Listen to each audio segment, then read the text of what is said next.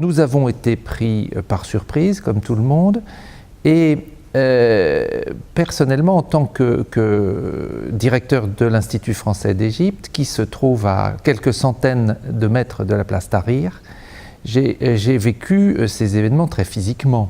Il y a eu dans les premières journées des évolutions dont on ne savait pas très bien ce qu'il en sortirait. Et puis la population s'est organisée, il y a une espèce de mobilisation civique tout à fait admirable. Ça ressemblait un peu à ce qu'on imagine de l'Athènes au IVe siècle avant Jésus-Christ. Les gens se sont mis à balayer les rues, à assurer la sécurité des barrages dans le quartier pour identifier les gens, pour lutter contre le pillage, les agressions, les vols. Voilà. Donc une surprise mêlée d'admiration. Mêlée d'admiration parce que je vous dis, ce mouvement citoyen était vraiment général. Vous aviez des gens presque de toutes les catégories à ce moment-là qui se sont déplacés pour physiquement porter témoignage du fait qu'ils en avaient assez d'un certain mode de vie, d'un certain mode de fonctionnement de cette société et surtout d'une confiscation de la parole. Donc c'était très émouvant. C'était très émouvant, vraiment une ferveur citoyenne,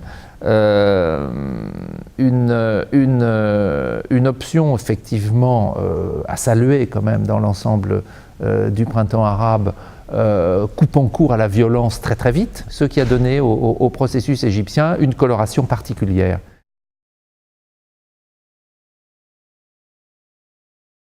Depuis le 25 janvier, si j'ose dire, nous sommes dans un processus d'identification de ces gens pour voir si nous pouvons en faire de nouveaux partenaires de coopération. Toute cette affaire a boosté notre activité de débat d'idées. C'est vrai que ça a donné un peu un coup de vieux à notre carnet d'adresses.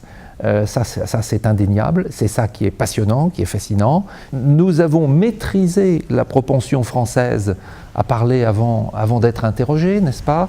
Et nous avons réussi, ce qui est aussi quelque chose qui est à saluer, à éviter d'être prescriptif, mais à attendre la demande. Et la demande s'organise, la demande vient, elle est formulée maintenant de plus en plus. Et donc voilà, nous avons effectivement des perspectives de travail immenses et extrêmement valorisantes pour peu que nous sachions attendre que la demande s'exprime et simplement nous contenter d'y répondre, ce qui est déjà beaucoup.